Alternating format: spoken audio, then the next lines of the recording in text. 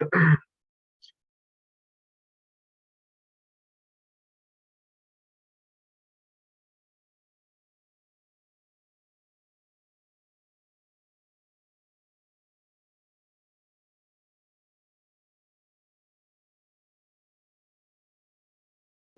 I'm gonna get you guys promoted here, so hang on to your seats for just a second.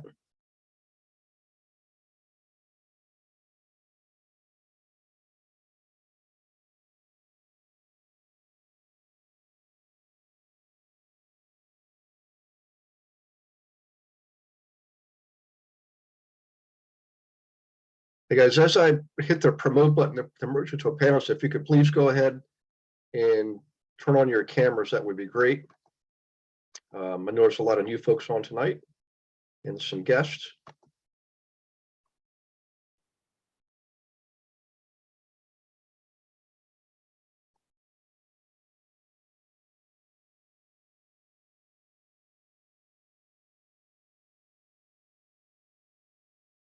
And some brand new team members. How about that?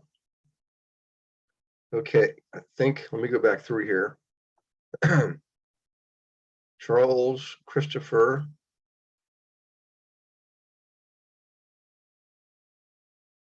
Okay, I think I'm caught up here. Oh, Gene. How you doing, Gene? Hopefully your deal's going well with your mom.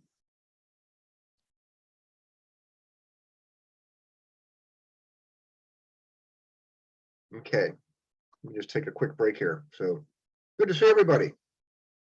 You see here, I'm gonna pull my shade, guys. Hang on 1 second.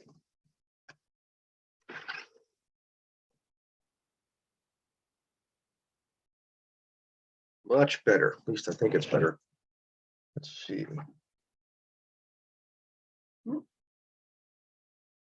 There.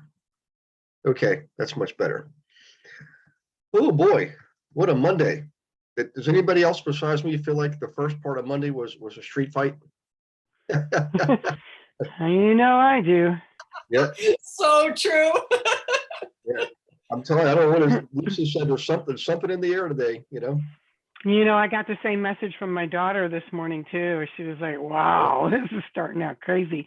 So there really is something in the airwaves today. Yeah. But you know what? It's the old saying, you can let life circumstances make you bitter or make you better. And I just, when I woke up this morning, I had my whole routine with prayer and exercise and meditation. And what I was getting was just, stay positive and be loving and compassionate. And that helps me, like, it's all in the reaction. Really, if you can, like I said, you can let things make you bitter or make you better. And all I know, guys, is my life has taught me, whenever I act out of, anger, whatever, any of those negative feelings, I usually end up regretting it.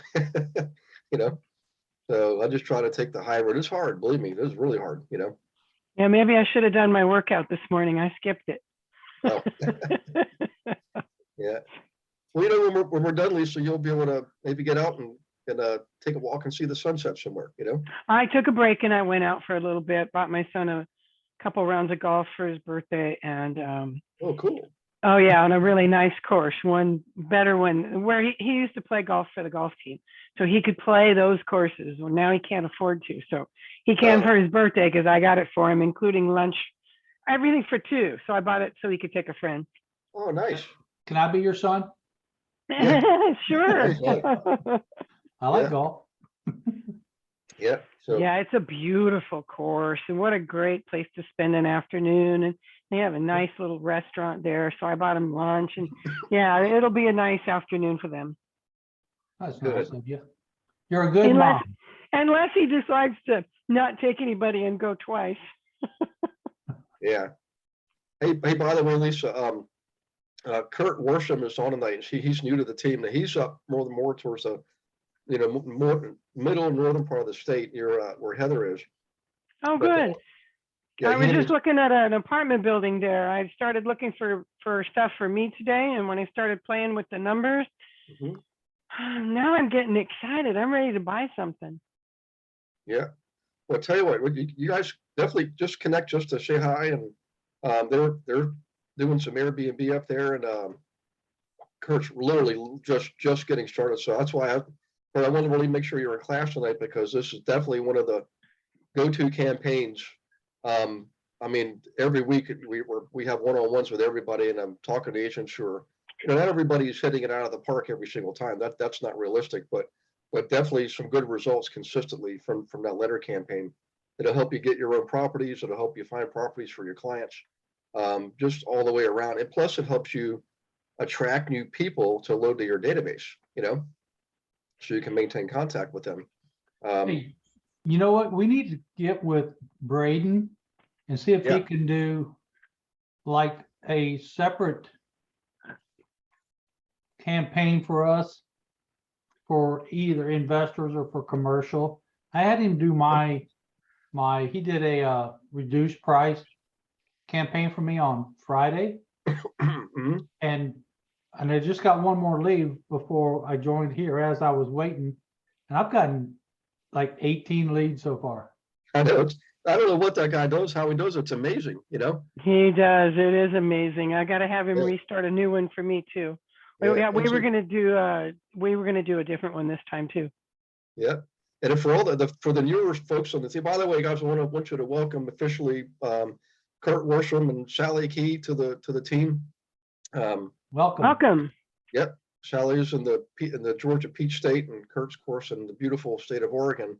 But you know, it's funny, guys. I just was telling them in calls that we really don't advocate social media campaigns to a level 2 production. We want to do the basic stuff first and build the foundation. But this is one of those kind of campaigns, guys. I got to tell you, this guy really is good. And what's cool about this is, you have to pay for your own advertising on Facebook, but it doesn't charge us a dime for doing the campaign, because the line we're in, we get that work for free. I just think that's just one of the coolest things I've ever seen or heard. And even if you're not, you can still work with him. He'll charge you. I don't know what it is, but It's expensive because it's really worth it. yeah. Well, I mean, the leads you guys are telling me about and the transactions, I'm just amazed. So, hey, we got David Blankenship on too. How you doing, David? Great, thank you. There's another Georgia boy. So I guess George is looming large tonight. So, okay. Well, guys, what I want to do is really dig in deep on the letter campaign. But before I do, I want to ask everybody who has done the booklet just for your sphere, and not to send out to the general public. Hang on, there we go. But just to save it on Google Drive as a link and then send it to the people already in your database with that front end verbiage in the checklist. It just simply says, hey, I'd like to get your opinion on this. I value your judgment. I'm creating this for other clients of mine and investors, folks just like you. Has anybody done the booklet for your sphere? Just show of hands. I'm having trouble with my booklet, Gary. Okay. Well, we're going to hammer that out. We're going to, I mean, not tonight on the class, but what I want to do is keep your head in the game when it comes to the booklet, because it really is long term. You'll find it's going to be one of the better performers for you. It has to, you have to give it time to build up momentum. And what's really cool about it is some marketing campaigns, guys, they run their cycle and then they just kind of lose their fizzle. I have no idea why. Even scientists can't figure it out. But that's one of those campaigns that people get used to seeing it. As long as you get it out there every month with fresh data, new samples of properties and new reports and things like that. I've never had a campaign. I know I mentioned this before. I'm going to repeat it. It's worth repeating. It's the only campaign I've ever either developed or learned to use myself where I know two different people in different markets that have said, not in every cycle, but in one of their cycles where they sent in a batch of booklets. This is the physical, the ones you sent in the mail. They were batting 1,000. I've never heard of that before with any campaign. I don't care if it's Facebook. As much as I love the letter, I've never had anybody tell me in two different occasions, two different classes, that they were using it since the last time I saw them and taught them. And we used to tell people only do 25 at a time, 25 booklets, because you got to pay for postage and all that. And it might be $2 just to mail the thing. So you're looking at $50 just on that, accounting paper and so forth. So, but the way we do it is so highly targeted. You know, like one guy was just doing it with firemen. That was it. He just sent it out to firemen. And after about 2 years, his batch before Christmas, the November batch, 25 out of 25. I've never heard that before in my life. I never even got close to that myself. So, I mean, telling you the booklet, you got to just do it, make it part of your monthly habit, you know. In fact, I'd write that down if I was you guys, just write it down. I'm going to send this out every month. And if you're struggling, you know, please set up a call. And I will tell you this, the beautiful thing about something like that, guys, it doesn't have to be perfect. A lot of us I'm one of those people where I want to make sure it's going to hit about 1,000 the first time out, but that's not realistic. Remember, these two guys, it took a couple of years for that to happen. But what I'm getting at is it's more important to get it out, right? And the feedback you'll get will give you what you need to perfect it. You follow what I'm saying? And by the way, if you know anything about marketing, if you study marketing, what do the big corporations do? You know, Coca-Cola, you know, McDonald's, they actually do tests. They'll do a beta test on some new sandwich or some new drink. They'll beta test it and let the market tell them what they need to do to the product. That's how you generate business and get businesses up and running. So any case, lots of stories about that, but with the booklet, I wanted to go over that and just keep, you know, I hate to call it pressure, but keep the emphasis on it. How about that? We'll keep the emphasis on it. And also, I wanted to tell you really quickly about Betty's event last Thursday. It was an absolute home run. I mean, I've very rarely seen one. It was her first one. And talk about perfecting. Oh gosh, I mean, it was every T crossed, every I dotted. The, you know, hors d'oeuvres, drinks, the atmosphere, the environment was just perfect. And Betty, you want to tell them briefly about that? Maybe a couple of key pointers. And by the way, I have a guest. We have a guest. Charles Moret is here with us. He's also an investor, so he wants to learn. So he decided to learn more about investing. So hi, Charles. And so I'm meeting him tomorrow. So yeah, it was a great event. I had great sponsors. I had a real estate attorney, CPA, home inspection, GC, general contractor, and private lender. And so it was great. Yeah, everybody really enjoyed. And I heard the speaker was pretty good too. What? I heard the speaker was pretty good too. Yeah. Oh yeah, they were very impressed. They learned a lot from Gary, and thank you, Gary, so much, because yeah, it was a great presentation. Yeah. Well, you did an awesome job and you deserve all the credit. I mean, I just showed up and spoke for a little bit. And that was really, I mean, that was having done those things before, I know what it takes. It is hard work. Yeah. But It's a lot of work. Yeah. Yeah. But it's worth it. Yeah. Man, and as if God was just shining on us that night. And this, you couldn't make this up if you wanted to. We're out in the elevator bay getting ready to go down. And it was probably 8:30, you know, I was going to head back home. It was an hour and a half drive. And these two guys walked out of the restaurant, part of the club. It's called the Tampa Club. So it was the top floor of Bank of America. Tall guy and a short guy. And the tall guy says, "Hey, Gary Wilson, is that you?" I looked at him and I hadn't seen this guy in more than 12 years, probably 13, 14 years. It was one of my old students that I worked with. I was his realtor and he was my student. I call them students because I taught him to invest, you know, while I took him out to invest. And Matt Smith was his name. In any case, so he was one of the nicest guys you could ever meet. And the reason he's down there is he retired early. He retired earlier than I did. He retired 2 years ago and moved to St. Pete. And I think he's only 38 years old now. So that would make him 36 when he retired.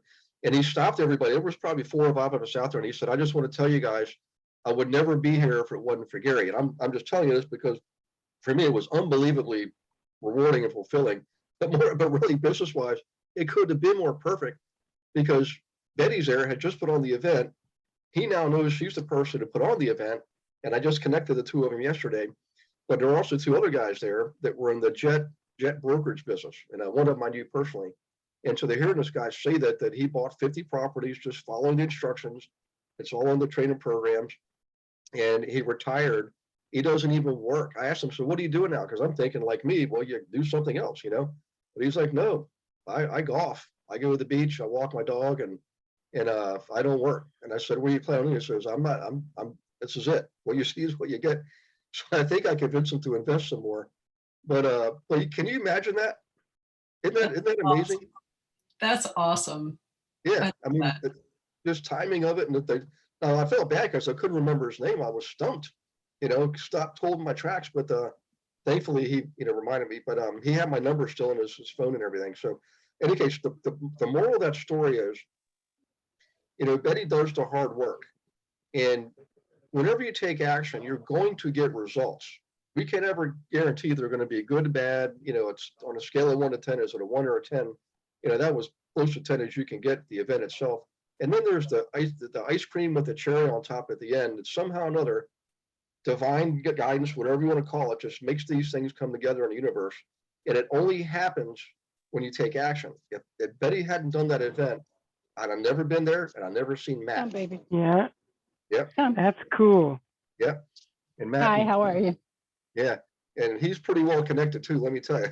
So, okay, so I want to go over that, and if you guys could give Betty a hand raise or a pat on the back or a clap or something in the chat box, because that deserves recognition. I mean, did we get recorded? Did Alyssa record it, Betty? I did record from, but not the end because they were asking me questions. So yes, I did record. Yeah, I did. Okay, good. I have the recording. Yeah. So maybe we can record that, and then we'll revisit the workshop, and you can tell everybody what you did going back a year ago. This actually started this whole thing with joining, you know, being part of the club, being part of the Chamber of Commerce, your local BNI, Business Network International. Those are the things that matter. And by the way, Charles is here. Charles, good to see you too, by the way, man. You know, was at the event, like Betty said. So, you know, it's amazing how you open one door and 10 other doors will open up just as a result of that. So thanks you guys for letting me showcase that and showcase Betty's event. So okay, Yeah, letter. thank you for sharing that, Gary, and congrats, Betty. Good for you. That's awesome. It's inspiring. So I appreciate you taking the time to do that. Yeah. Thank you, Melanie. Yeah, absolutely. Okay, let me get this started here. I can't know. My internet's also been unusually slow today too. Just like it's Oh, shit. oh, heard that one. And muted. Oops. Oh, you know what? Let me do my share screen. I apologize. Although I know you guys, somebody would have reminded me in about a minute. Hey, Gary, we can't see your screen. Okay, so this is your dashboard. Whenever you're on the team, as a student or a member of the team, and you get access to this member resources. Okay, so in here, you want to always, you know, I shouldn't say always, but in this case, start with the marketing tab. Okay, and for the new folks, always download this first. It actually says download this first. It actually gives you a marketing sequence document, which is, you know, in what order do you do the marketing campaigns and in which combination do you do them, okay? So they're presented here alphabetically, left, top to bottom, okay? So the letter campaign is at the top of the right-hand column, right? Now, I'm going to throw in a few more things that I know we've gone over this before, but sort of on the fly. I want to make sure we do a thorough presentation tonight. So if you have not done the letter campaign, excuse me, I still do want you to watch this video or read this right here. It says text version of webinar, or do both. I mean, I'm the kind of person, I listen to stuff in my car, Audible, and I do the reading too. You know, I do like watching certain things on TV, but when it comes to educational stuff, I'm better off hearing and reading, because when I watch something on TV, my mind goes off into the Bahamas, or I fall asleep or whatever, you know.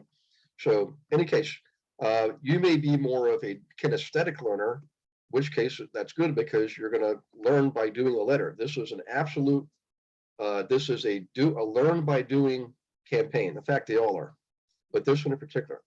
So the next thing is a letter itself. Now this is the short version, so let me bring that up. And most of you have seen this before.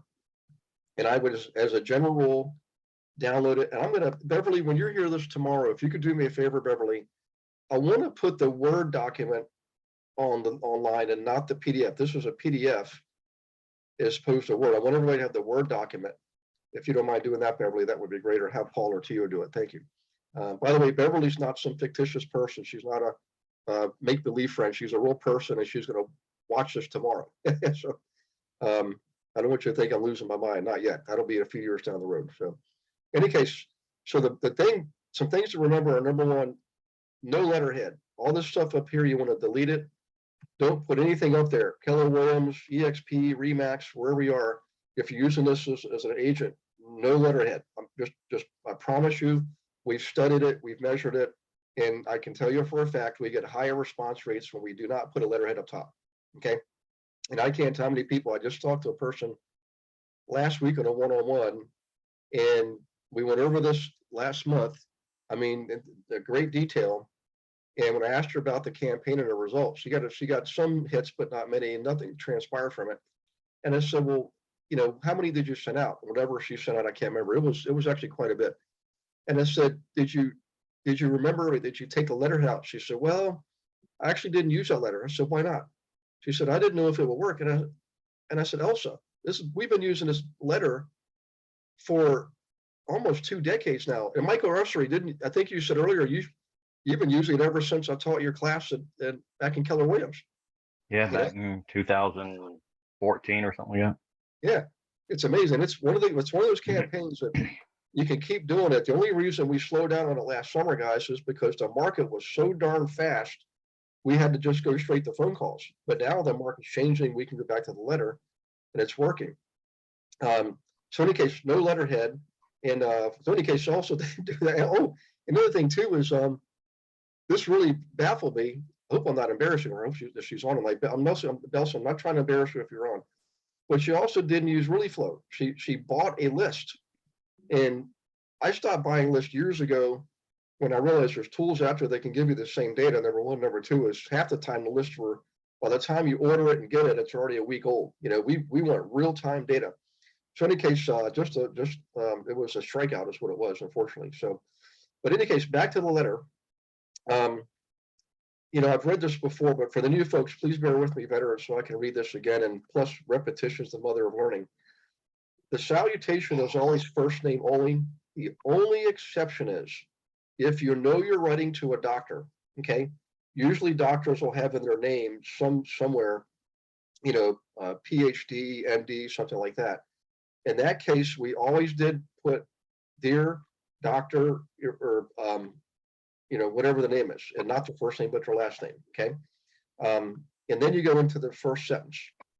I'm writing to you about your property located in their address, in this case, 17 Elm Lane in Etna. Okay. I'm not suggesting you sell your property if you don't want to. By the way, a couple things here. Number one is I'm going to show you how we know the name of the number, because we're going to use ReallyFlow tonight and create a file. In fact, maybe we'll, whoever responds the fastest, please, Gary, create a file for me. Just type it in the chat box. I want a file. Whoever does it first, Gina, we'll create a file for them tonight. Okay. Okay. So I'm writing to you about your property located at 17 Elm Lane in Etna. I'm not suggesting you sell your property if you don't want to. Now, sell your property is called an embedded command.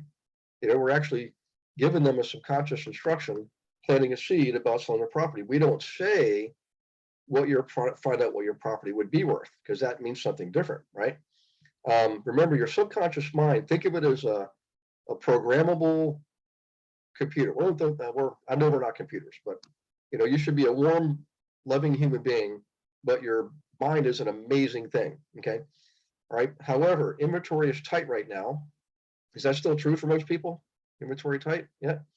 And I have clients like Mr. Metajasic, and that is a real person from your database that you already know is looking to buy a property. Okay.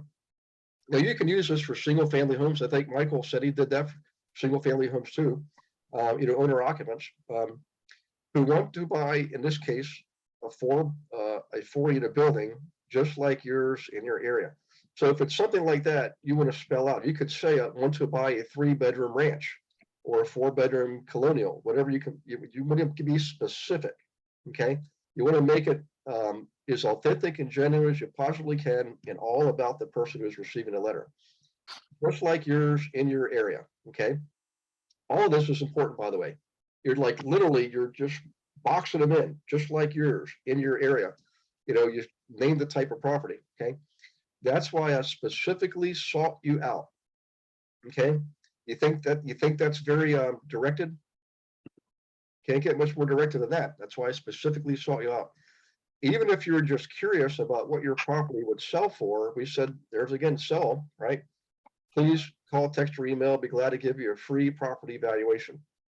Now, let's count up the number of times I used the word you or yours. There's 1, 2, 3, 4, 5, 6, 7, 8, 9. You skipped This over one. another door. This one, Gary. There you go. You And guys are really paying attention. That was a test. So I thought so. 9 and 10. 10 times. Oh, 11 times. I'm sorry. Oh my gosh, I missed one. 11 times we use the word you or your in 1, 2, 3, 4, 5, 6 sentences. 11 times in 6 sentences. That's almost 2 times per sentence. Here's why this is important. You, your, you, your, you, your. Did I put anything in here at all in this letter about myself? Not one word. They don't know about my credentials. They don't know if I'm number 1 or if I maybe are or C or any of that kind of stuff, because they probably don't care. They might care, but I'm not going to count on that. Number 1. Number 2 is they probably don't even know what that stuff means, you know? So in any case, we're using embedded commands and the words you and your often. And so one of my old coaches, and I didn't meet him until, well, it's going to be about 3 years from now. His name's Dan Sullivan. He's up in Toronto.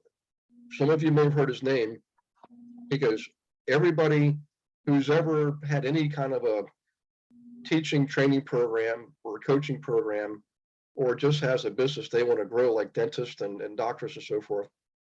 And these are people, I mean, like Dean Jackson has been up there. Some of the top people like Keller Williams have been up there. He's like the top coach's coach, right? And so he sat in front of class one day. He had no idea about this letter. I didn't even think he knew who I was at that point. And somebody was asking about writing to people. And he said, it was like spit was coming out of his mouth. And he said, you need to use the words you and your early and often in any piece you send out. And it should always be directed to one person, like you're writing to one person, okay? How many of you have received letters and postcards that were addressed in the plural, you know? Like you guys and your, and everything's plural. And, you know, it's dear neighbor, friend, relative, whatever. Even if the salutation's name specific, you can see they're writing to multiple people. They're not writing to you specifically. You know what I'm talking about? And what happens to those pieces of mail? Trash. More often than not, yeah. So this is, I've never seen anything have a draw like this letter. So in any case, down here is where you finally tell them about yourself and who you are. And I still don't give them my credentials. I just tell them who I am. You have to identify yourself as a realtor, right? And by the way, down here, you can use this if you want.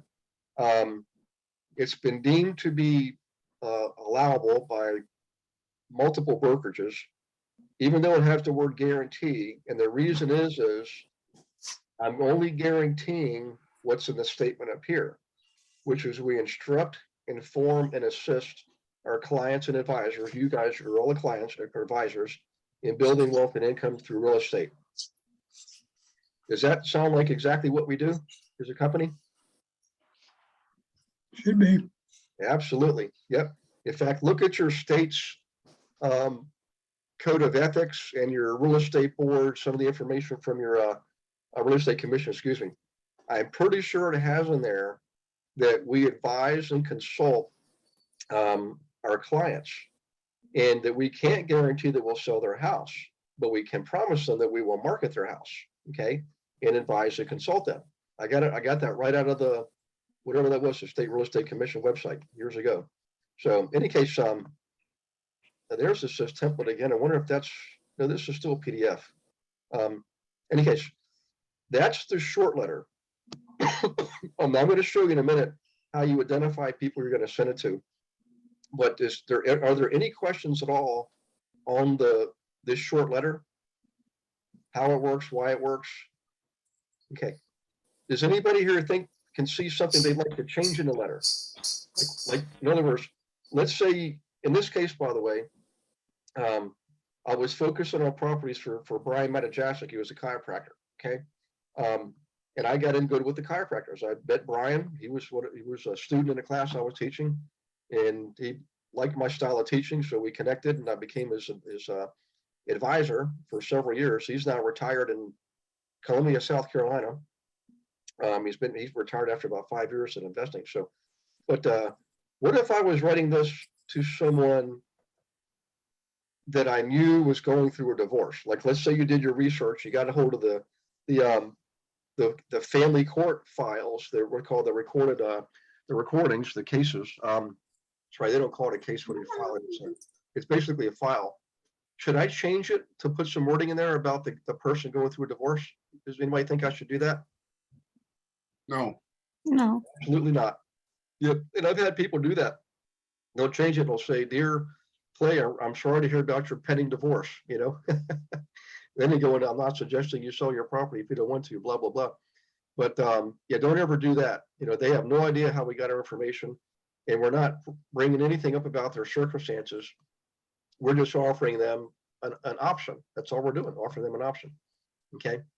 Right now. Gary. Yeah, go ahead if you got questions, hand raise or just unmute yourself. Oh, go ahead, Susan. Gary, so do you recommend where you have Win Realty advisors, should we put Global Investor Agent Team there? Well, what I would do is don't use the word team, because the way we're set up, Susan, is everybody on the team is for purposes of production and recognition. Even though you're on a team, you're operating as if you're a solo agent or you have your own team. That's why everybody has their own SkySlope account, and you get your own account on ReFlow. But more importantly, you get all the credit for the listings and the sales. The GIA team doesn't get any credit for listing or sales. Only you do. So I wouldn't use the Just word say Global Investor Agent. That's what I would say, Global Investor Agent. And what's Okay. interesting, I've had people tell me when they did that, people would ask them, what is that? What does that mean? And it's like a great conversation starter, you know? Thank So, you. You're welcome. Thank you for asking. Now, one thing that's not in here, guys, and Beverly, we do need to put this in here if you don't mind, is down here, this is a disclaimer, and it's not in here. I'm just going to give it to you verbally, and we'll put it in the letter for you, and it'll go out on the website, and we'll attach it in the email tomorrow. And here's what you want to say. If you are currently under contract with another real estate broker, this letter is not intended to be a solicitation of your business. Okay, plain and simple. If you can shorten it, I'd even make it shorter. But we'll put that in there for you guys, so you don't have to remember all that. And then you can put that in there and still do your kind of tagline down here. You know, excuse me. So, great question. Okay, any other questions on this? Gary, can you repeat that back one more time, please? If you're Yep. currently under contract with another realtor or broker, this letter is not intended as a solicitation? Yes. Oh, you know what? Thanks, Gina. Start off with the word note, N-O-T-E : and then put that in there. Note, if you're currently under contract with another real estate broker, this letter is not intended to be a solicitation of your business. Thank you. That's to Hey, protect- Gary, Yes, this ma'am. is what I have at the bottom of my letter, because I have a stack of letters going out this afternoon. I put, and this was from my Keller Williams notes from before.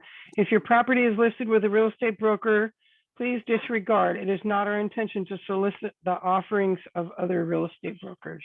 Yeah, that could be. In the old days, we would get that from our whoever our broker of record was, or if Yeah, officer. That I may couldn't have been- remember your wording, so that's what I grabbed when I printed these. Yeah, that's essentially what you're doing. Is you're basically, it's an identification. You know, you're disclaiming. You know, and here's why we use it. back in those days, when this first came out, we didn't really have all the tools we had today. I mean, this was only 10 years ago. We didn't have all these systems. So we weren't going to go through every property and look and see if it's online. Even if it's in withdrawn status, you have to be careful of that, you know, or expired, anything like that at all. If it was on the MLS, we'd, you know, put that in there. But nowadays, Really Flow will tell you if a property is already listed. The system will tell you that. But what I'm telling you is, as a broker, I would put that in there regardless, no matter what. That way you're always protected. Better, why guess? Just go ahead and be safe, and you don't have to worry about it. Because if somebody files a complaint, you know, another agent could file a complaint and say, my client gave this to me and he's already listed with me and blah, blah, blah. You know, you're going to slap on the hand, but if you do it enough times, so they could fine you, you know? So I just assume be safe and put that disclaimer in there, you know? Is Yeah, anybody but ever heard? any data you download from Real eFlow or any other gathering software like that is only a snapshot in time. It's only good for that moment. Absolutely. Yep. Gary, I had that one time the realtor called me from that letter and she said, oh, you have a buyer? And I was telling her, I'm just doing my marketing. That's what. Mhm. Yeah. And if I have a buyer, I will call her. So yeah, usually sometimes, I mean, it's not a big deal. I Yeah. just blame it on the data that I was given from the company. I no, I mean, I put the phrase underneath, like you said, because, and then, I mean, they understand that. But the owner gave to the broker and said, okay, there's this lady, she has a buyer. So that's what happened. Yeah. But that was fine. I mean, there was no problem and she was not mad. She was, contrary, she was like, okay, do you have a buyer for me? Yeah. She was, yeah, she was excited about it. Yeah. I've actually had this happen. I've gone to teach classes, and didn't happen a lot, but once or a couple times a year, somebody would say, hey, you know what? I've got that letter. So my friend so-and-so gave it to me. So there's no way to really, you know, all this stuff's copyright protected. We don't put that on the letter, obviously, because that's people receiving it. That looks like then, you know, it's more like a spam type thing. We don't want them to think that. But it's amazing how campaigns will work their way around sometimes. But in any case, so this letter is the short version. This is what we use for, we call it the mom and pop letter. People owning single family homes, duplexes, triplexes, fourplexes, things like that. But for people or entities that own larger properties or multiple properties, we would use this other letter. So let me show you this one.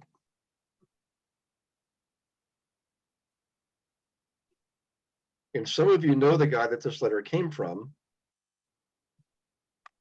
because he's I've interviewed him on my podcast, and he used to work for me.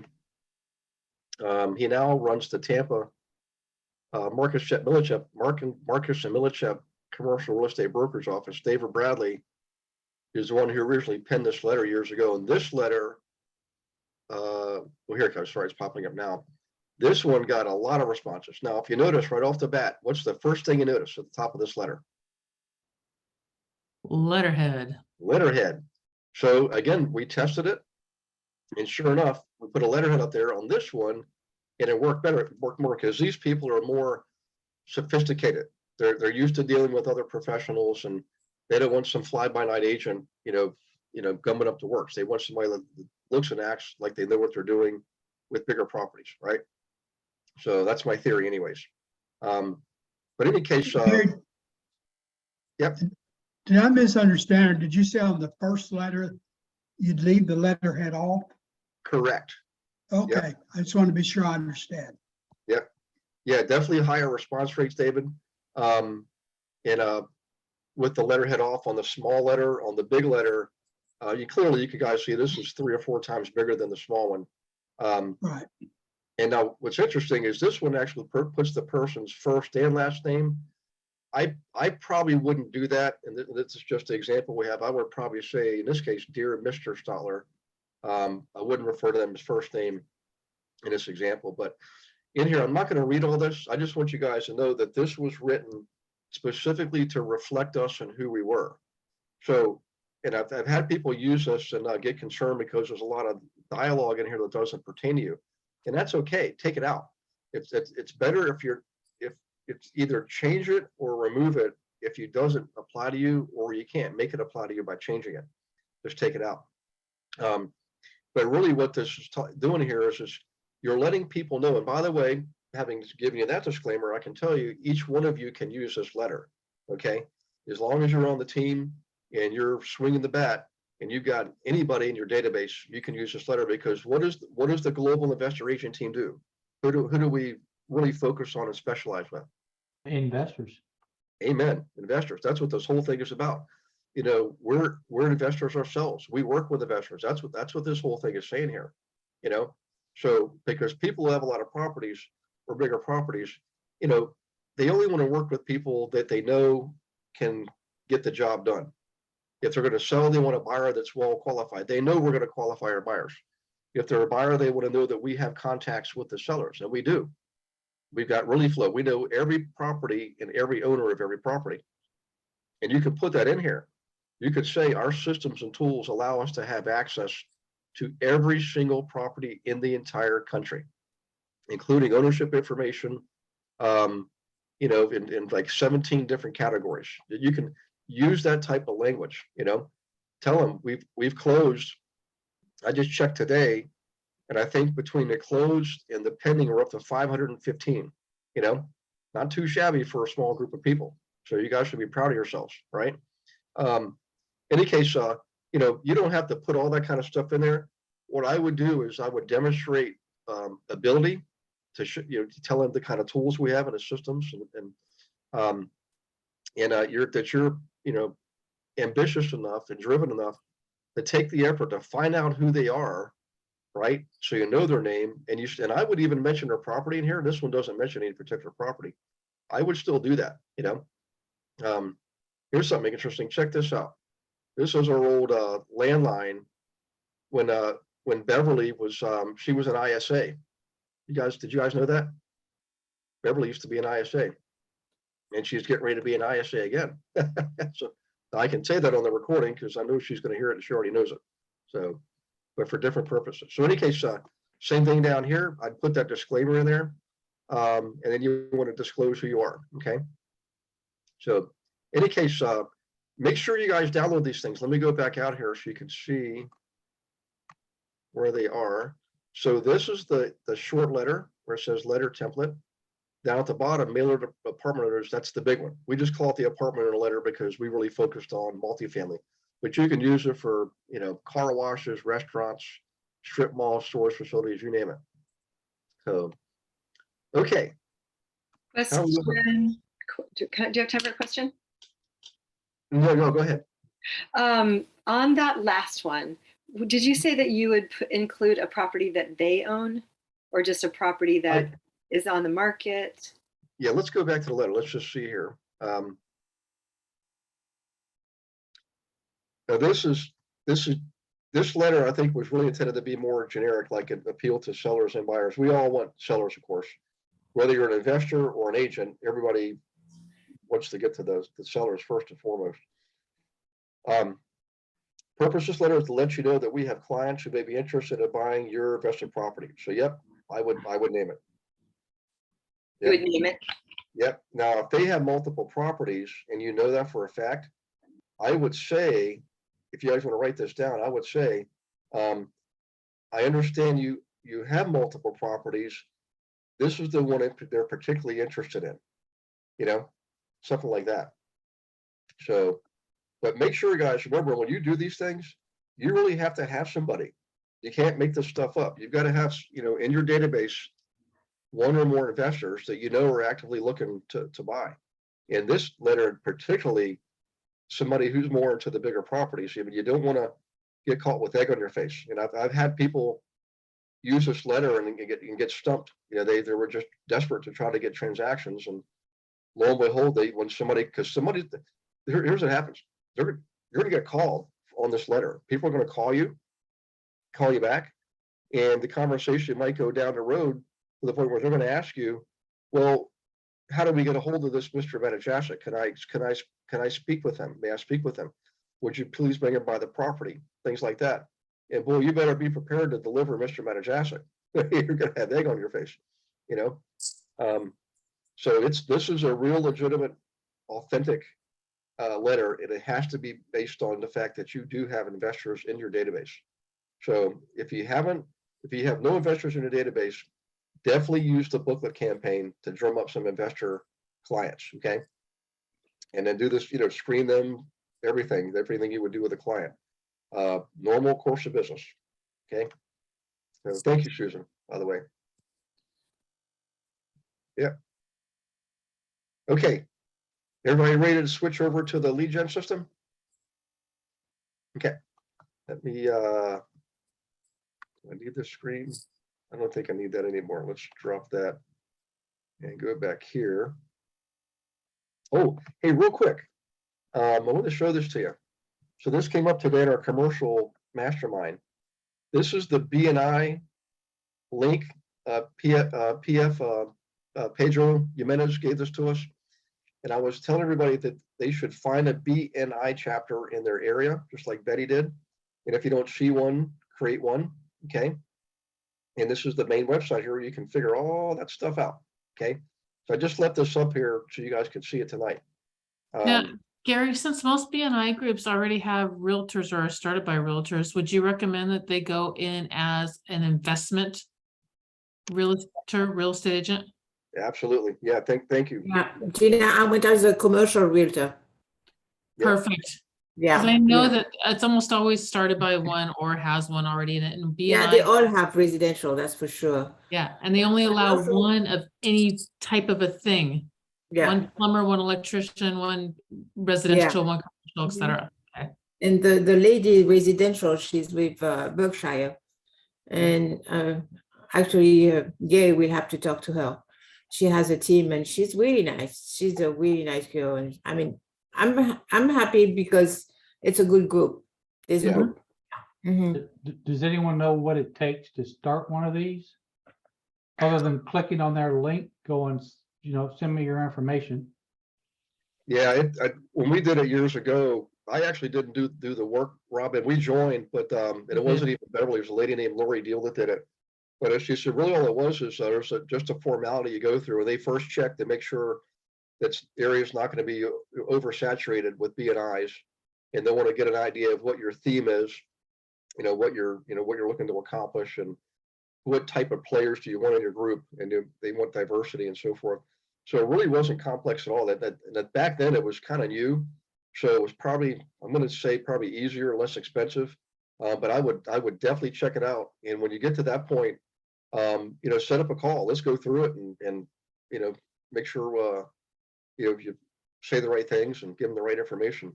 Okay, yeah, I looked around. I looked in Charlottesville, and there is none in Charlottesville. Mhm. There are like 20 in Richmond. Oh, I Yeah. don't doubt that at all. That makes total sense. I so- did a group and I think we had to get 14 people or something like that to start. And then we had to have 20 within a certain period of time. There's one in West Richmond. I looked at it today, and there's only 4 members. Wow. Uno, dos, tres, cuatro And members. when I did it, PF has his hand up, so I'll shut up here in 1 second. When I did it, it was probably 15 years ago. I have no idea what the rules are, but PF has his hand up and his picture Yeah. up finally. I've been cooking, sorry. So between what Gary said and Gina said, is 100% true. So Rob, to get started, just contact them and they'll help you. They'll coach you through the process. They'll help you collect or build up the chapter. They always like someone who has a lot of connection to start a chapter, because you're going to be doing the heavy lifting or contacting all those people. But once it gets going, it's, self-sufficient in a way. So they will help you build the critical mass, like Gina said. It is a little bit higher than 20, I believe. But yeah, they'll coach you as to like who can be in the position to support the structure of the chapter going forward. So yeah, they'll help you with everything, and you don't have to be like the president and the treasurer and everything. You Yeah, can because just be, they actually elect officers. Every year they rotate them out. And the group elects the different positions. yes, that's right. And I guess they charge a monthly fee to be a member as well. Uh, Yeah, so before COVID, whenever the monthly fee or quarterly fee is to pay for the rent of the location where you're meeting. And also for any incidentals, like maybe coffee, or if you want to have an evening out, an evening event, then you already have the funds for the chapter. But Okay. yeah, you'll be set up with a president, a vice president, a secretary treasurer, Mhm. an education coordinator, a host of people to be the membership committee. So those are the people that going forward will be vetting all the incoming applicants. Okay. So on and so forth. So Have you yeah. done this, PF? yes, Okay. Well, we'll talk about this in October then. fantastic. All right, now I'm going back. Okay. Who's that? One thing I do remember about BNI, at least this is what we did.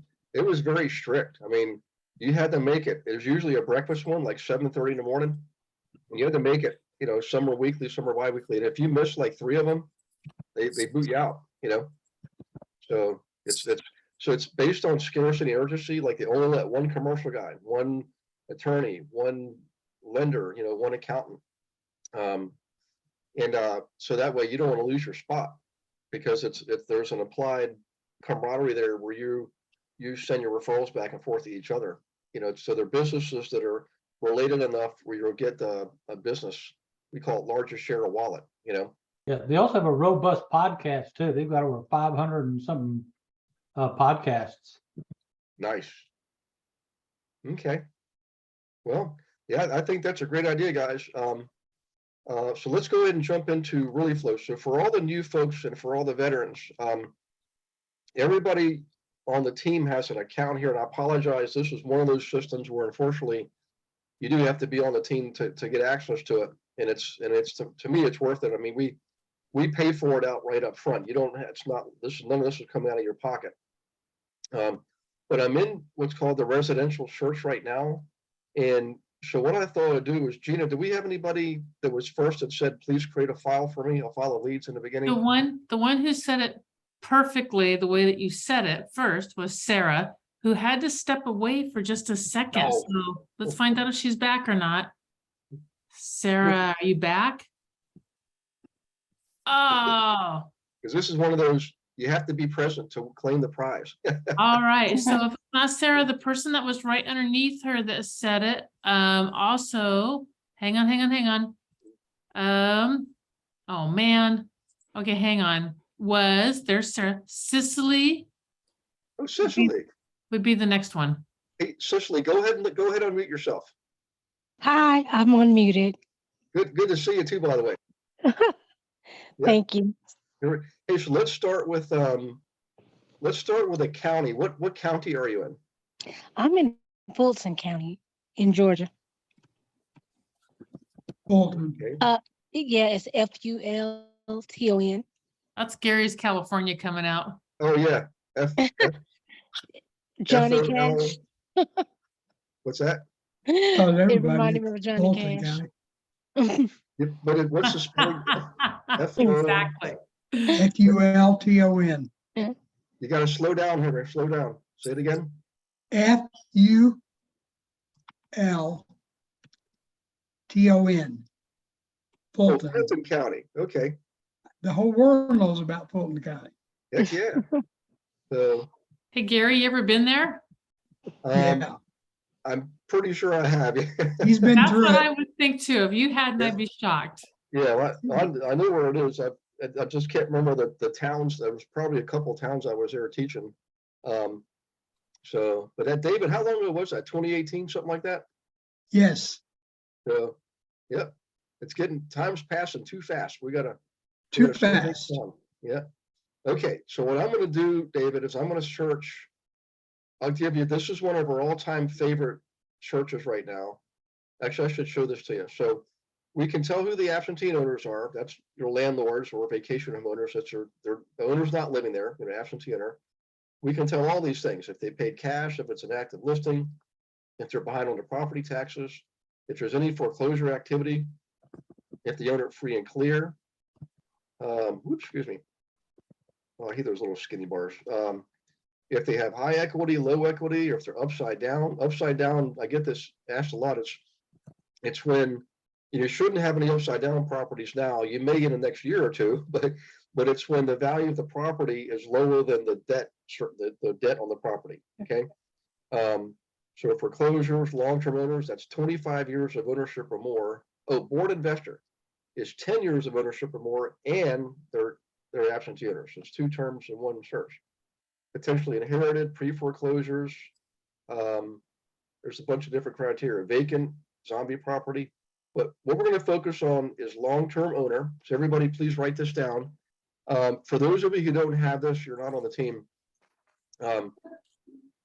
It's hard to get all these search criteria by using your county data, but each of you should have access to your county's property records. Sometimes you got to pay for it. It might be $30 to get an account. It's definitely worth it. Some of those systems are pretty good. You can do general searches based on criteria. Others, unfortunately, you can only search one at a time. For your county, if your search is only one property at a time, call the county or email them and ask them, how do you go about purchasing the data? Because most counties do make it available. They'll send you a link to get the entire database on a file. And at that point, it's only good that day. So every year you want to refresh that, but you can't find out easily like long-term owner. You actually have to go into the records and search for that. Okay. So in any case, we're going to use long-term owner, and we're going to eliminate some of these over here on the property type. We'll eliminate other and apartment. We'll just focus on multifamily, townhome, condo, and single. And let's see what we get in Fulton County, Georgia, not Folsom County, California. It's a great song about Folsom County, by the way, but I'll try to keep from going down a rabbit hole. Holy smokes. All right, we definitely have to narrow this down, David. So Gary, that was supposed to be for Sicily. what's that?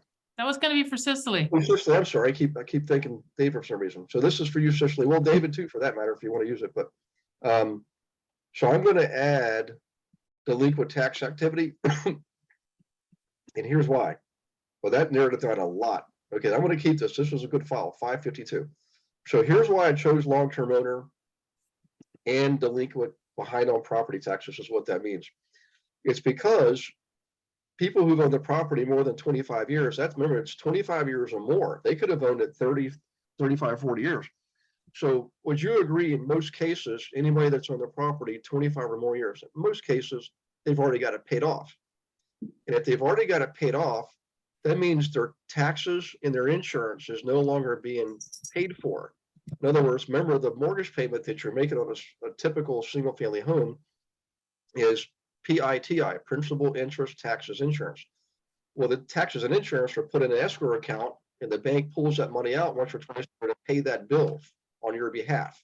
Okay, they don't want to leave it up to you because they know if they do, there's a higher probability that it won't get paid. So when a mortgage is paid off, those items are no longer being escrowed, so they're not being paid by the bank on your behalf. You have to know to pay them. So what happens is people look at this bill, and it's usually, it's a big one, $2,000, $4,000, $6,000, $8,000. Well, the bill doesn't come out to April. I'll pay it when it comes around next year.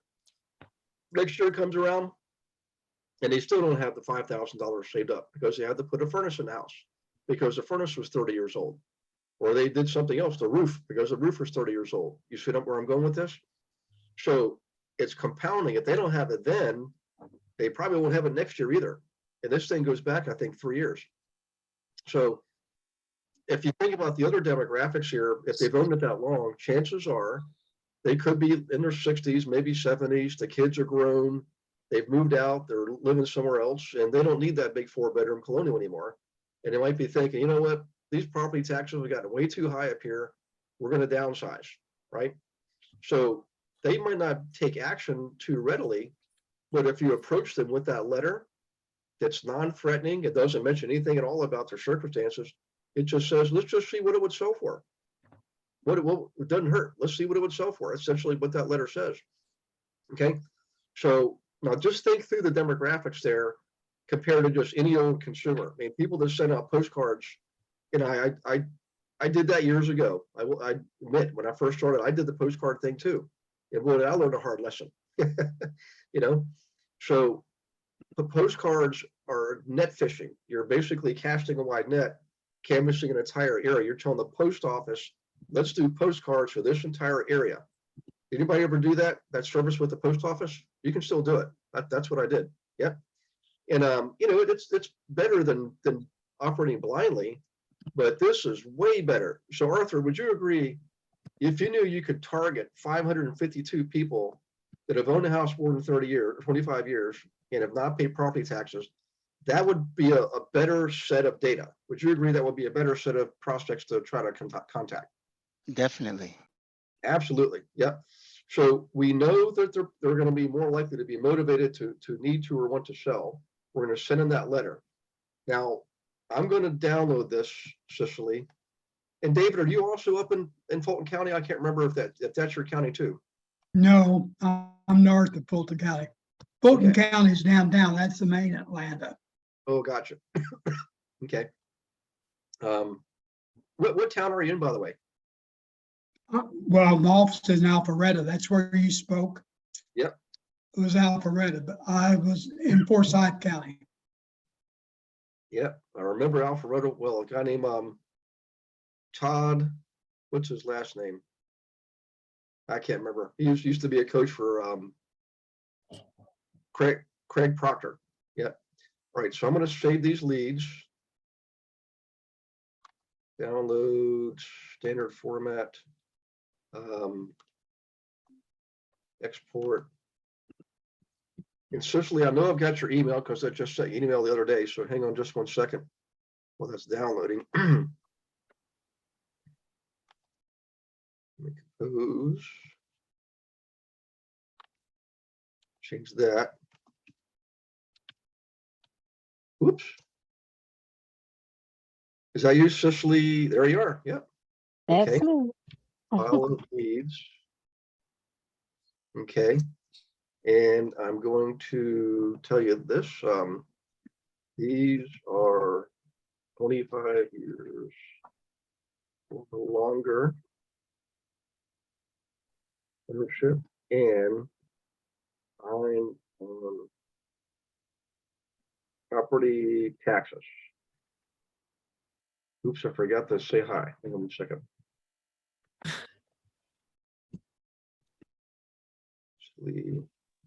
Okay, let me attach it. I gotta move that up there. I'm gonna attach this, guys, and I'm gonna open up the file and show you what the file looks like. Okay, so I'm gonna show you the final piece to this puzzle here. Okay, there's the file. Cicely, this is gonna be a big one. So it's coming over as a zip file. Okay. And then what you have to do is, whoops, what's this doing here? Let me, let's see these. Okay. When you open it up, Cicely, I'll show you. I'm going to go open this up so everybody can see. So that email's on the way. And you've got yourself a letter.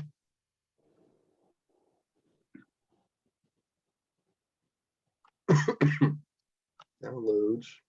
Okay, so here's what happens when you open this up. Just click on it.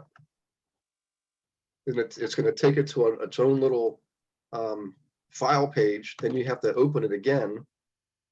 It's been converted. So it converted it first from a CVS file to an Excel spreadsheet. Okay. Gary, Yes, sir. sometimes, I don't know about anybody else, but on my systems, anytime I download any other thing from there, it always gives me a zip drive. Then I have to right click and then go to extract all Aha. on Windows. Okay. Did you install the new Windows 11? Or are you still using Yeah, I got the new stuff. Okay, I didn't do that yet. I've got to ask you. I know we're in the middle of class here. I've always been nervous to do the upgrades Windows. Yeah, but actually it's a lot better. There's a lot of hidden features, like you can Okay, I can record my screens, like our thing. Windows 11 will let you record stuff for 2 hours. okay, awesome. Thanks, I appreciate that. Okay, so guys, this is what the file looks like. Let me just briefly step you through this. You see this right here, it says first name. Okay, well, if you notice, when I loaded it up, it automatically went to the first name column. Okay, now if I go over here to recipient's address, click on that, all of a sudden recipient address picks up in here. Okay, now this is the address you want to use on your envelope, the recipient address. The address you want to use in your letter that you're referring to is the property address. Remember, sometimes the property address might not be the same as the recipient address in the case of an absentee owner. Everybody make sure you remember that, because that is really important. You don't want to send this letter to the property address because a lot of them might not go to the owner. There might be a tenant living there. So on the envelope, use the recipient address, right? And inside the letter, of course, the first name and last name. And inside the letter, you use first name. And in the first sentence, you refer to property address. Everybody with me so far? Okay. Now here's why this is, here's why this was important. And I think PF, you showed us this before, because I can't remember. I'm on Windows. I'm not sure what this looks like in a Mac, and I don't have a Word document. Is it? Okay. In the letter, let me go back to the letter if I still have one up here. I don't know if it's going to work, because I think it's a Mail merge, that what you're trying to do? yeah, mail merge. I want to see if I marketing letter campaign. Let's see if this was a Word doc or a PDF here.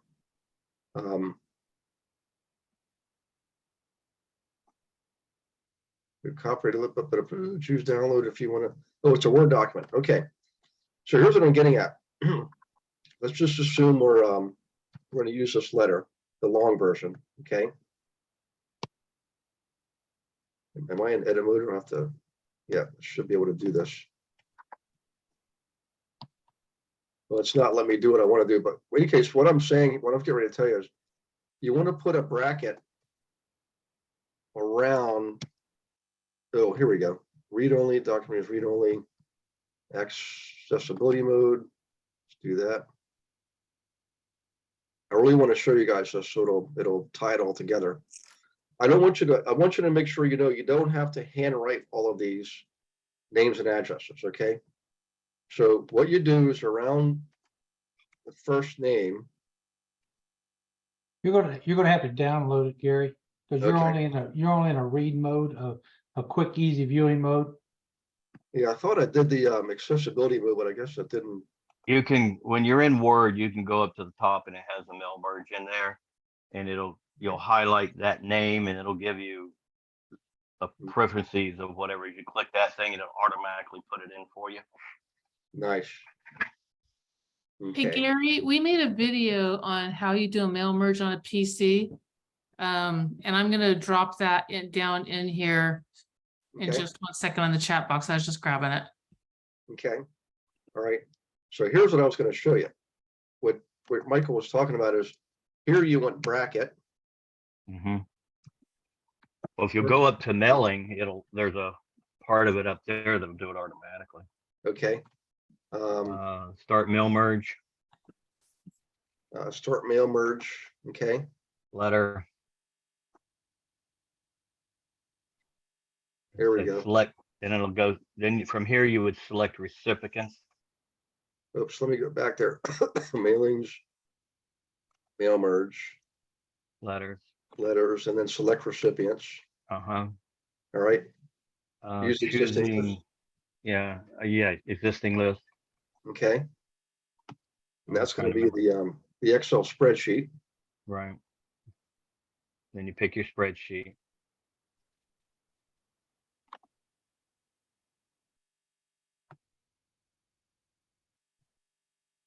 Oh, I don't want, oh, they don't want this PC. There it is. What is this thing doing here? It's refreshing all your stuff. Holy crap. There you go. If I'm still not seeing that file I just downloaded,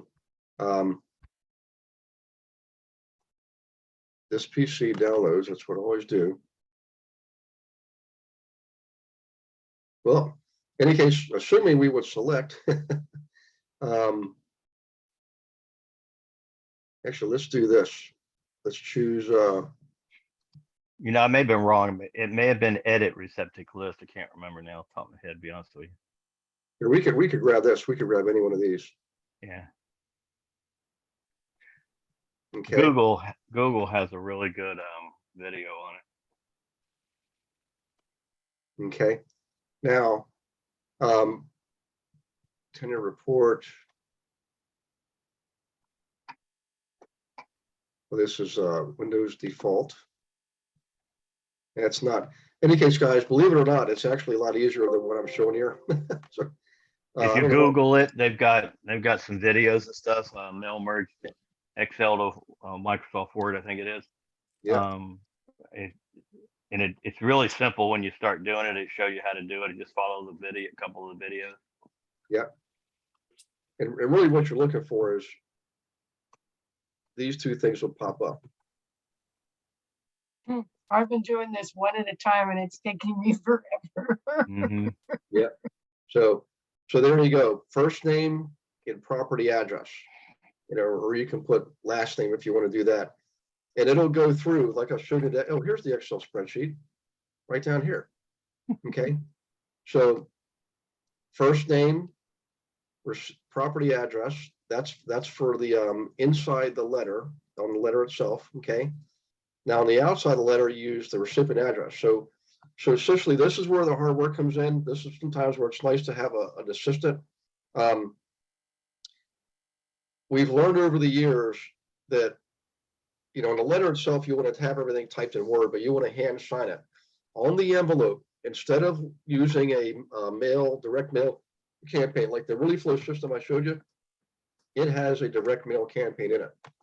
The problem is it's when it does the addressing, it's digital. The consumers can tell that it's computer generated on the envelope. It's more likely to be perceived as spam. But when you handwrite that recipient's address, name and address, I'm telling you, that open rate has got to be as close to 100% as you can possibly get. I don't know how anybody could receive an envelope like this for me, right? This, I got this last week, even though the address was wrong, the Postal Service actually corrected it automatically, right? I think that's a genius idea. Do you think I'd open this up? Heck yeah, I did. So it is worth the effort to handwrite that recipient's address. I can't emphasize that enough. On your return address, if you want to use a sticker or a label, that's fine there. But on the recipient's address, name and address, make sure you handwrite that. And you've got yourself a complete campaign, Lisa had a question about the return address, and I told her I just use my home address because that's my business address anyway. Yeah. But she was concerned about that. So what suggestion do you have for that? Okay, now here's, according to the rules, and I'm sure this is going to be probably true with any state. And this is not from your broker, this is from the state real estate commission. They I believe want a business address on the return address. So if your home really is your business address, then you're probably okay. But the brokers, Rob, construe that or interpret that to mean they want an official address. An official address would then be your broker of record. So in the state of Virginia, there's multiple EXP brokers of record addresses. I think Richmond's probably the closest one. I know there's one, I think, up in Northern Virginia. I think there's one in Tidewater. So when you sign on with EXP, they would have given you that address. You use that address up there.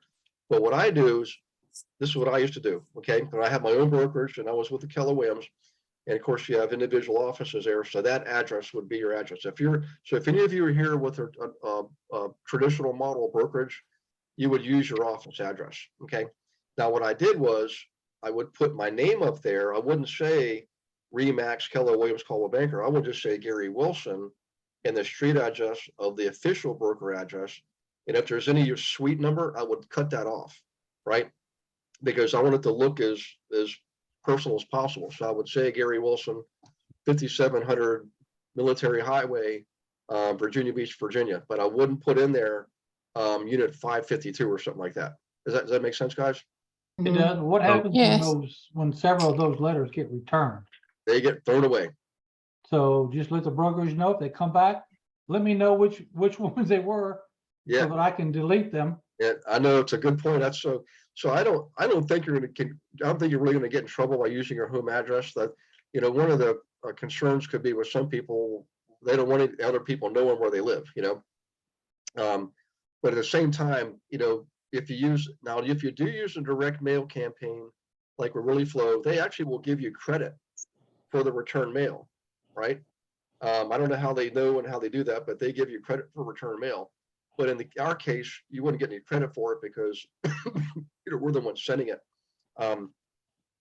But you could talk to your broker and see what they say. They might be able to just put them in a bag or something, or a box, and you could swing by and pick them up one day or something. But That's 2 hours away.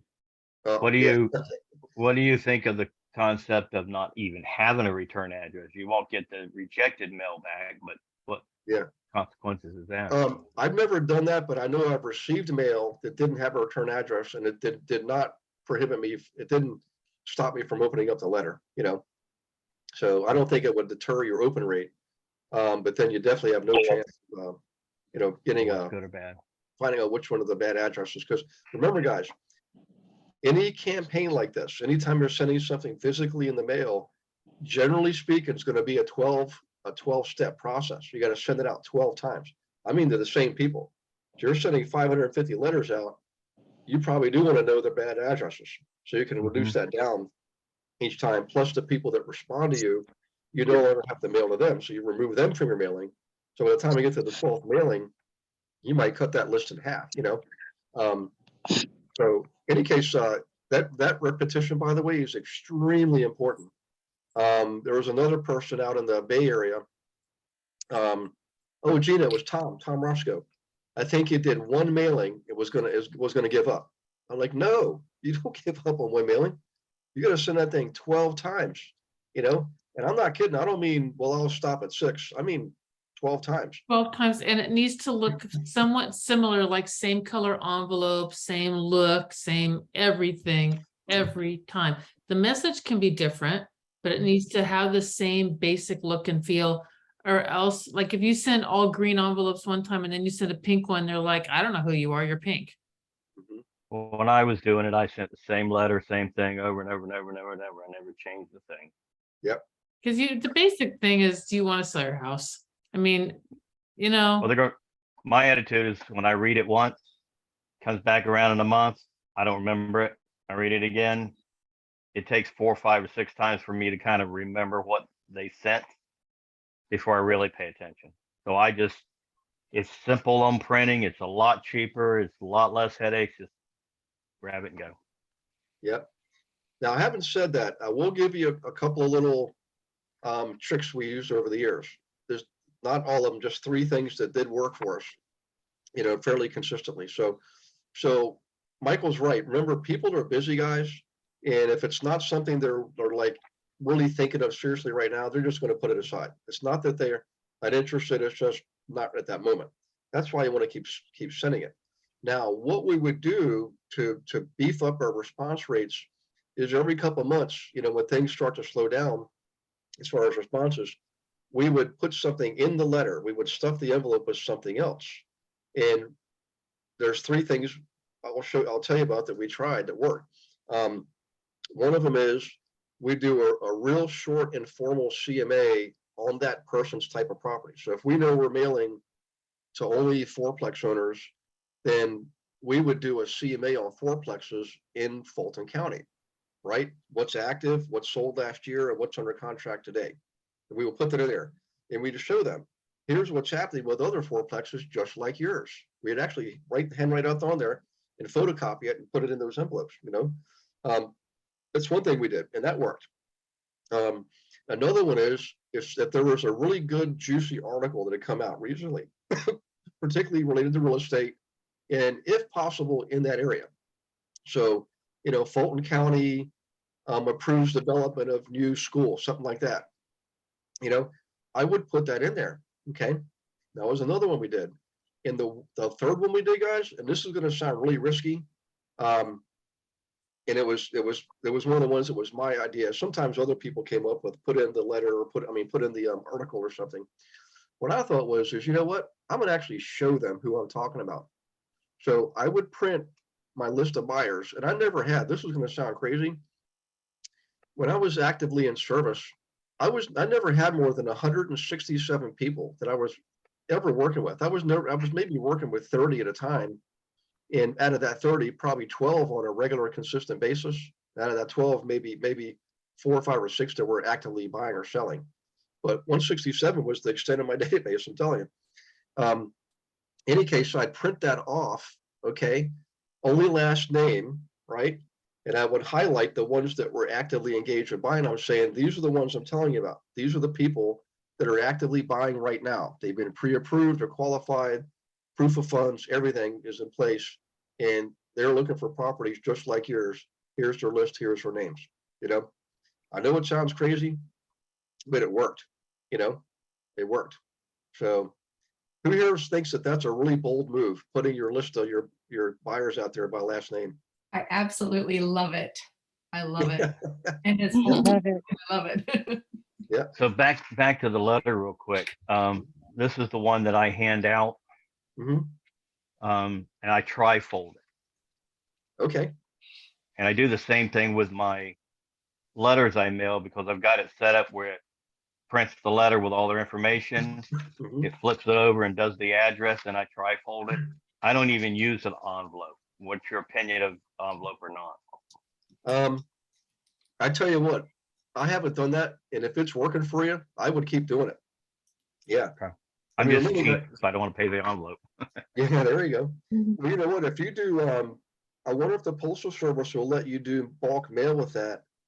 If not, look into getting your own meter. You know what I'm saying, Michael? Your own meter, where you can basically. Well, the only problem with that, when I see metered mail, I automatically assume it's a bulk mail. That's Oh, why that's right. I would rather do a stamp, even though it's a little more expensive.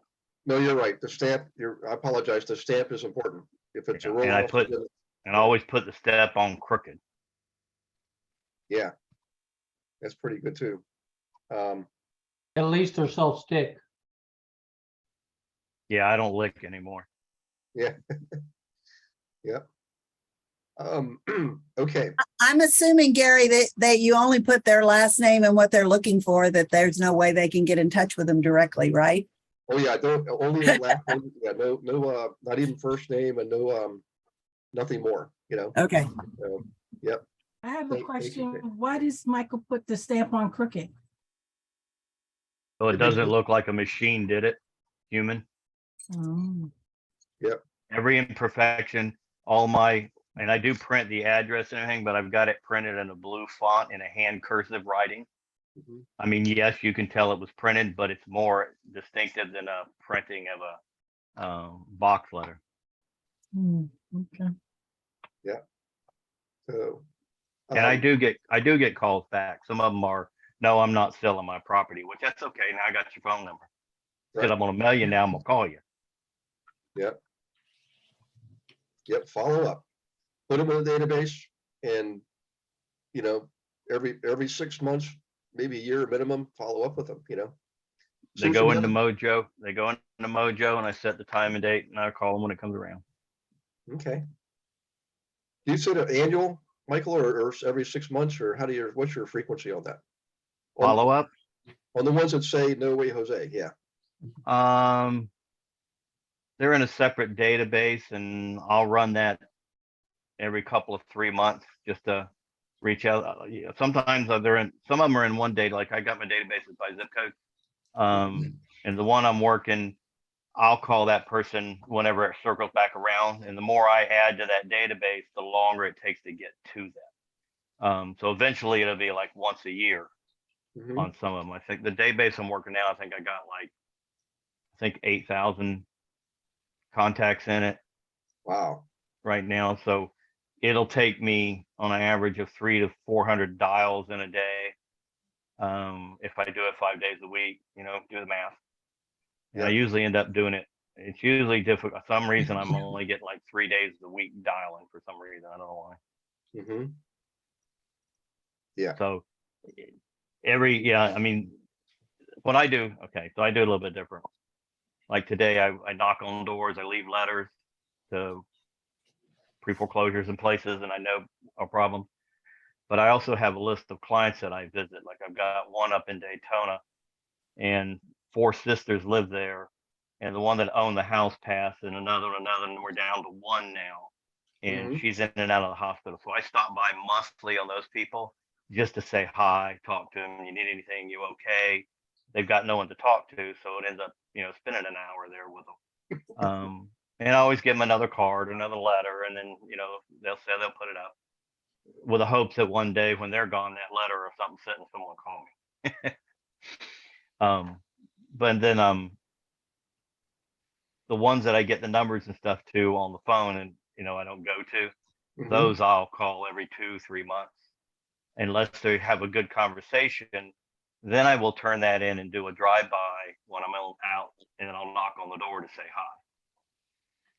Okay. So it's just a matter of keeping contact friendly, but I don't talk business about it.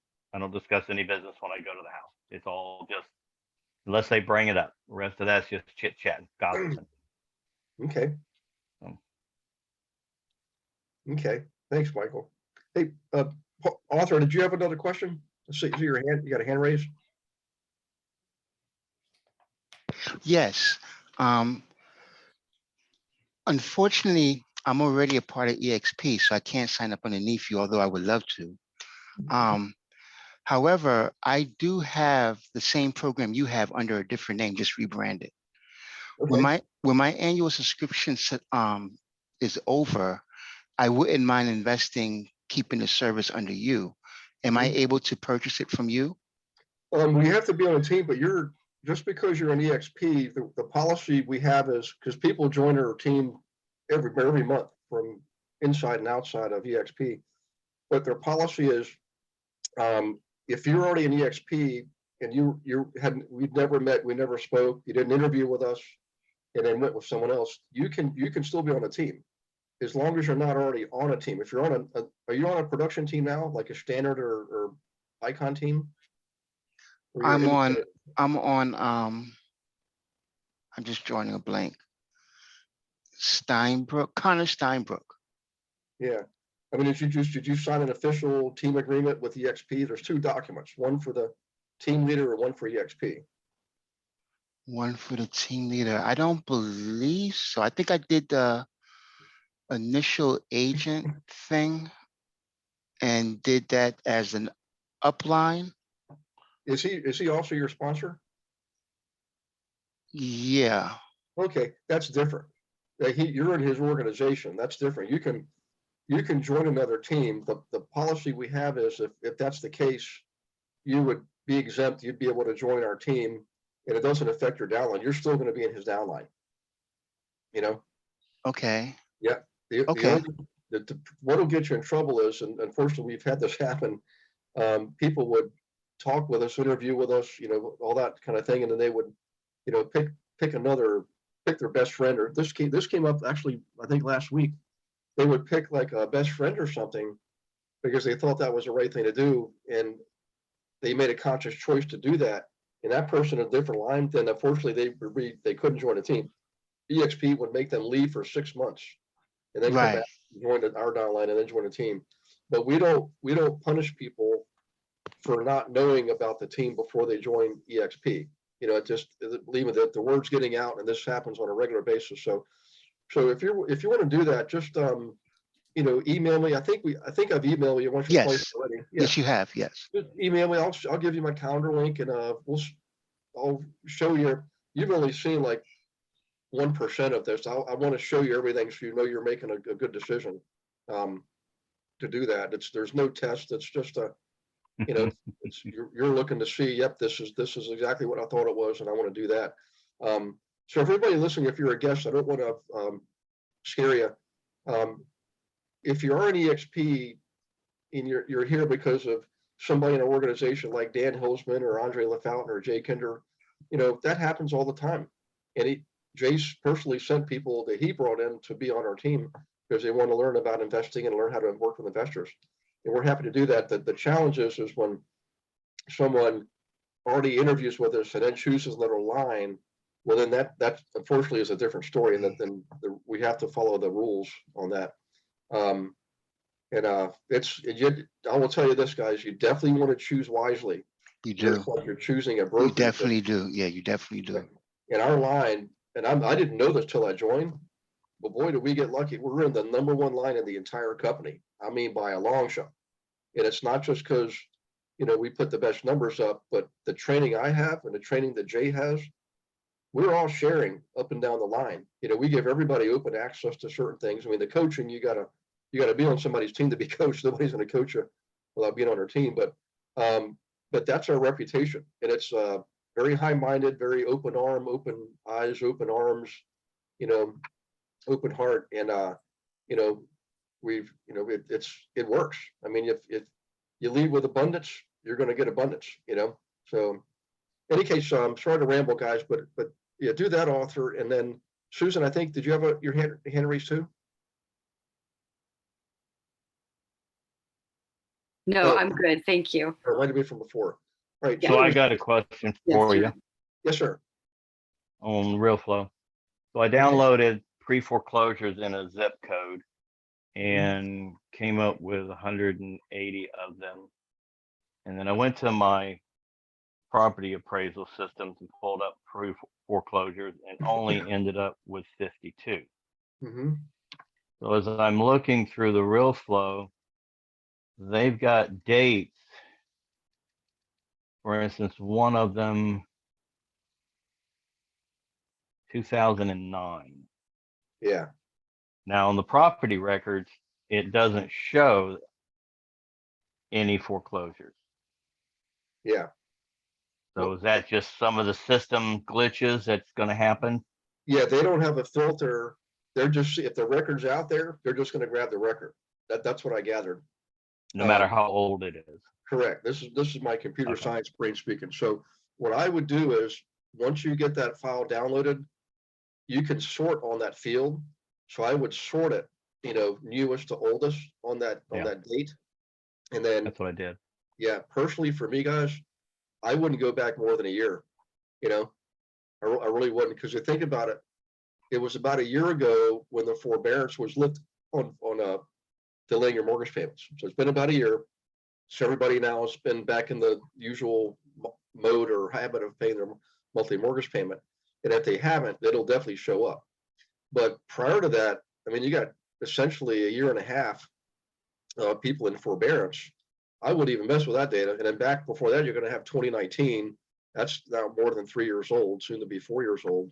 So I would really just stick with the last 12 months. And even that, you'll still have some people that have worked it out. They've got it all. They're back on track. You're going to have some of those, you know. So that makes complete sense, Gary, because I did a search a couple of days ago, and I was going to mention this to you on the foreclosures. A couple of my friends popped up, and they were there. I know these people, so I know that they're investors. And I called one of them. I said, one of your investment properties is showing in foreclosure. And we were like, what? No, I didn't put it short enough time frame on there. So it just, yeah, that's really good to know. That answered my question. Thank you. Yep. Yeah. So so everything on my county records are showing 22 and 21. Yeah. Yeah. Everything else. Yeah. Okay. I could see some fourth quarter 2021 records. I could see that. Well, that would go back a year. Yeah, back to last September. Yeah, 2021. Everything is only 2021 on my property records, but on RealFlow, it goes back to 2009. Yeah. Okay. Hey guys, I want to apologize about something. I just realized Eric Reisner. I know you're going through the process of joining, so welcome to the team, brother. Thank you. Yeah, I'm good to be here. Yeah. Sometimes my 39-year-old brain is a little bit slow, you know. I'm pretty fried already today, so I start between 4 and 5. So Yeah. Well, and we have quite a few guests on the night, so that's really nice. Hey guys, I tell you what, once again, really good questions and discussion topics. Does anybody have any more questions or concerns, suggestions, anything related to the subject?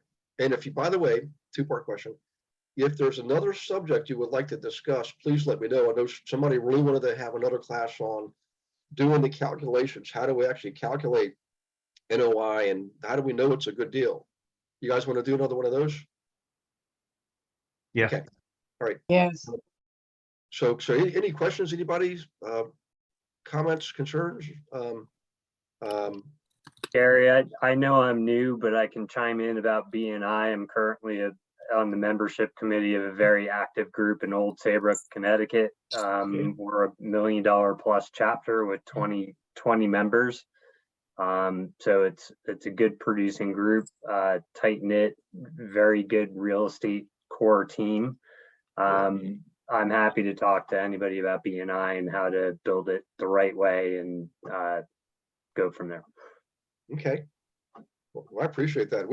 I tell you, we'll do another session just on that because the last time we talked about workshops was in July. It was more of the traditional join your local RIA group or form your own, things like that. But I think when it comes to chambers of commerce and BNIs in clubs like the Tampa Club, that's a little bit different. And if you're able to join a club like that, man, there's nothing better than being in the in crowd, and essentially you get invited to all the reindeer games, you know. So I mean, there's lots of deals that happen because of that kind of stuff. You know, it never was my thing early on. In fact, when I was in high school, I worked at a country club. I worked in the pro shop. That was a really fun job, and that's where I got to meet some of the people in our county. This was way out in the boonies, and I met some of the real players, and some of them helped me out through my college years and early years afterwards. It's the connections. You can't put a price tag on that. You know, I mean, you can, but what I'm telling you is those connections will serve you well over a long period of time. You know, I've got over 6 investors in my group alone and well over $1 million of available private monies from it. Nice. So well worth it. Absolutely. Yep. Hey, speaking of private money, next Monday, the 29th is when we have Jay Connors on, and he's from the coast of North Carolina, and he has a private money program. He teaches us stuff, and he's a big advocate of it. And this is not the big like syndication stuff. It's just real simple, person to person, no big elaborate contracts. I mean, you have a contract, but it's basically person to person, small mom and pop type stuff. Great for single family homes and duplexes and triplexes and fourplexes. That's one you definitely want to invite your investors to next Friday. Keep saying next Friday. Next Monday, the 29th. Any agent that isn't interested in investing or working with investors, definitely bring them to that one because it's the kind of thing you're going to be able to take back to your clients to give them another option for getting private money. When down the road, we know the banks they're already starting to tighten up. I mean, you guys have seen the report, all the layoffs that are occurring right now in the financial sector. I mean, this isn't make believe. This is not dress rehearsal. This is real life. And here we are again. It's been a long time, probably, what was it, late 2007? 15 years since we had the beginning of the last recession. Historically, that's a real anomaly. So, I mean, just be prepared because, the higher they climb, the further they fall. I don't know. I hope it's not a big bad one. I don't want to see people get hurt. All I know is it's better to prepare for it. And, you can't go wrong with preparing for it. You're going to do business no matter what. Working with investors, they always come out when the market goes down in droves. I mean, that's the whole point. Do the hard work now. Get in front of them now. Don't wait, So, okay. I feel some preaching coming on. I better go ahead and let you guys go. So, all right, going once. So Gary, Yes, sir. would it be pie or ice cream tonight? I think it's going to be Fig Newtons. Yep. Oh, here, look, PF is munching on right now. So, yeah, I'm being good down here. I'll take the finish. Yep. Well, I tell you what, 2 weeks, we've got the Llewellyn family reunion in Corova, North Carolina, which is 4-wheel drive territory. No roads, no restaurants, no stores, but you have a lot of wild horses and wild animals. You just pack everything in, and it's people coming from California, New York, Texas, everywhere, and the recipes are amazing. I mean, I'm definitely going to let myself go that week. I mean, I'll exercise every day, but I'm not going to, live off a kale like I normally do. so all Gotta kinds go. See you later. All right, you guys have a wonderful night. We'll see. Let's see. Wednesday night is the book group. Anybody that's writing the chapter of the book, we're meeting Wednesday night at 7. We're going to go over the cover and also what we're doing marketing wise, because you're all going to be involved. And everybody here that's on the team, even if you didn't write a chapter, you're going to be involved with the marketing, because guess what we're doing? In the book, after all the agent chapters, we're literally putting the entire investor agent team roster on there with your names, numbers, emails, your bios, everything. So every one of you is going to get some bump up out of this book going out there. So we want to get you involved with promoting this thing. It's going to be a big winner. We're getting good reviews so far. We got some great endorsements. Oh my gosh, I think we're up to 7, and some real good, top name people. So they really like what we're doing, guys. It's all about service. Serve others, right? What's Zig Ziglar's famous saying? If you help enough people get what they want, you'll get what you want. Amen. Yep, that's what this is about. So, all right, you guys, I'm going to go get some Fig Newtons. In the meantime, we'll see you, everybody, next Monday for Jay Connor. And this Wednesday, if you're one of the 8 folks writing a chapter in the book, please be there for that. And meantime, take care of yourselves. God bless you and your families, and we'll see you on the next one. Hi, everyone. Thanks, Thank Gary. you. Bye, y'all. Bye, everyone. Thanks.